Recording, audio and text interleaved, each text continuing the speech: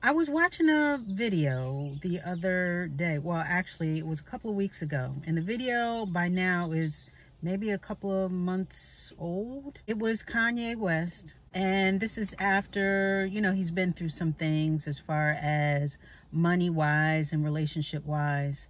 And speaking more towards the money aspect and the business aspect, they asked him a question about how he turned things around and got himself sort of out of a financial hole. And he went on to say how basically he did it all himself, that God didn't help him, that he had to do it himself. When he prayed to God, God didn't show up. He didn't answer his prayers. So he basically pulled himself up by his own bootstraps and got things back in order for himself. And I'm looking at this video and I felt both sad and scared. Now, we all know that Kanye is not a wallflower. And he's always been very, let's say, confident in himself. But this was a whole other level, especially after the run that he's had as far as supposedly getting saved again and giving his life over to Christ and going on this whole campaign as far as godliness and God and Sunday service and things of that sort. So for me to watch this, because I thought he was having a good run. He was touching a lot of people that normally probably would not have even listened to something or that type of message. But it was almost like a textbook case, unfortunately, of how a lot of us, we love God when things are good, but when things go bad, that's when we sort of stray and we do a 180. We grow faint in our faith as well as sour in our salvation. And the ego can creep in and have us believe that we can't depend on God no more. We got to do it for ourselves. I got to right this ship. God hasn't been answering my questions, my prayers. He hasn't even looked my way.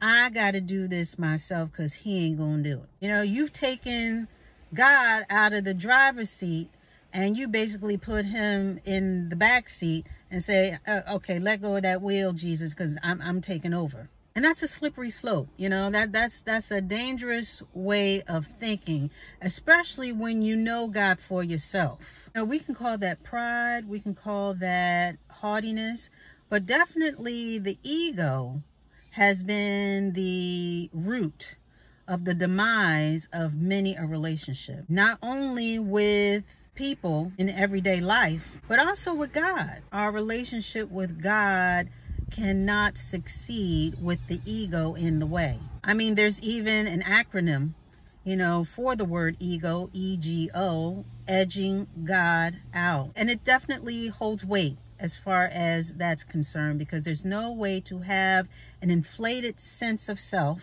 sense of importance, and also serve God. Because number one, you can't serve two masters. So one would have to suffer, or at least take second billing. And on the other hand, God says it many times in the Bible. He warns against these things, that pride comes before the fall. That's a biblical verse. Of course, I'm paraphrasing. That's Proverbs. I mean, there are many Bible verses. There's Luke 14:11 that says that for whoever exalts himself will be humbled, and whoever humbles himself will be exalted. And it says in 1 Peter 5:5, I believe, it says that we are supposed to humble ourselves amongst each other. We're supposed to clothe ourselves in humility, because God opposes the proud, but gives grace to the humble. So again, it's mentioned many times in the Bible. Those who are prideful, who are haughty, who are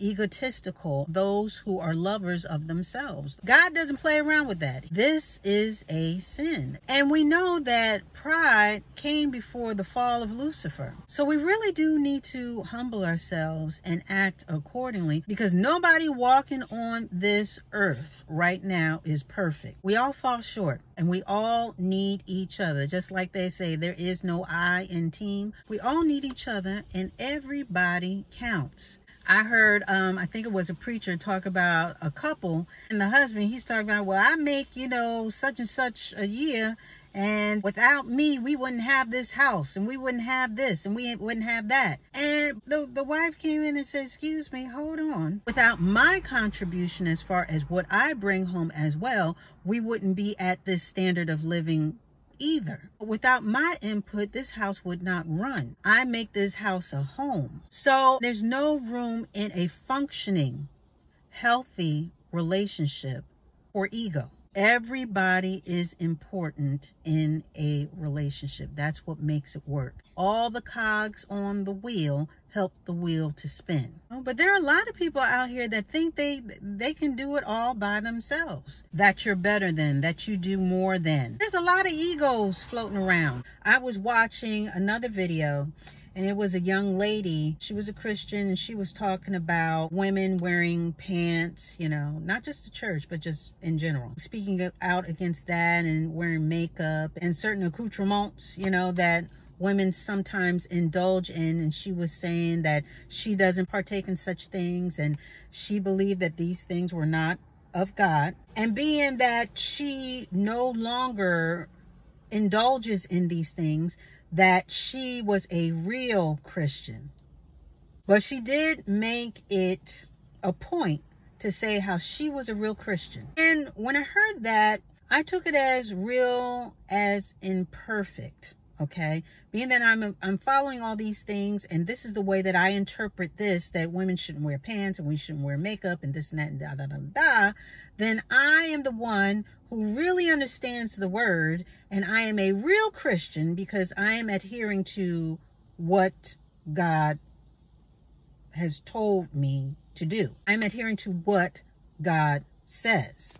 And she's not the only one that feels this way. We sort of touched on this a little bit in a past video, but there are a lot of people in the church that have a haughty attitude towards others. If you don't walk a certain way, if you don't look a certain way, if you go to church in jeans, meanwhile, that may be all that you have. But if you do not hold up to their golden standard of Christianity, we're not talking about God's standard. We're talking about their standard, okay?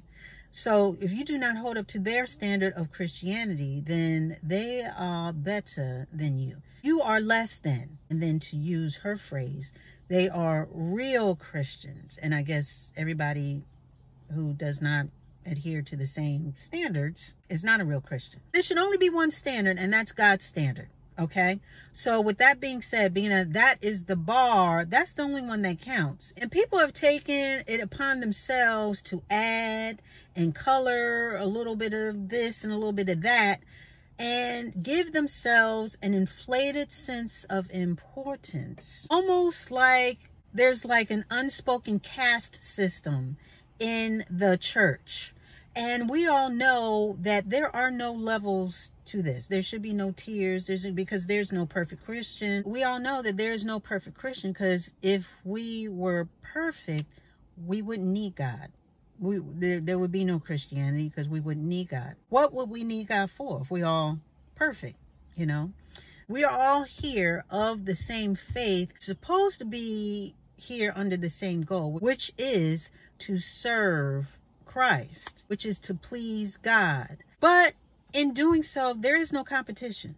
You know, there's no award system. God even said himself, he does not favor one over the other. So there is no perfect Christian. There is no real Christian. Either you're a Christian or you're not. It's that simple. So you can't fake Christianity, you know, because God can't be faked out. So I didn't really understand what she was saying. I understood what she was trying to do, though, because she was exercising her ego and making herself feel like, oh, well, I feel important. I feel good that I am following all of these things. I have eschewed all the other things that don't line up with my interpretation of what God wants us to do. And again, I interpreted that as, you know, a sense of perfection, like I've got it right. So there's a lot of egos in the church as well. I'm sure those who have been to church, we've seen it, we've heard it, we've encountered it, and that's not good. When you are a Christian, when you are saved, your flesh is supposed to die. and you become a brand new person. All the old things that are in your past, they stay in your past, and everything becomes new. And so not only is it a renewing of your mind, but also it is a dying of the flesh. And in dying of the flesh, that also checks your ego. You got to chin check your ego. But there is no place for ego with God and serving him and having a relationship with him.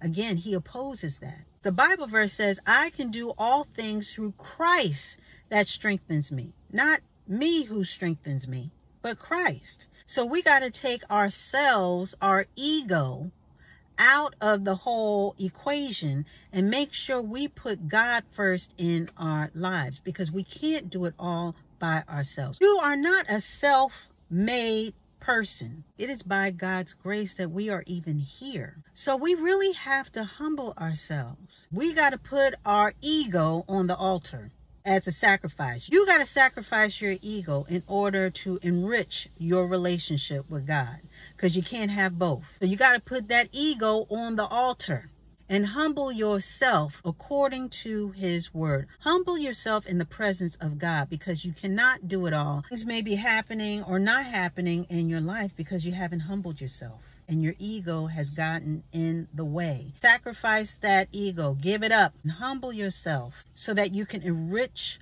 your relationships, including the most important one, which is the one with God.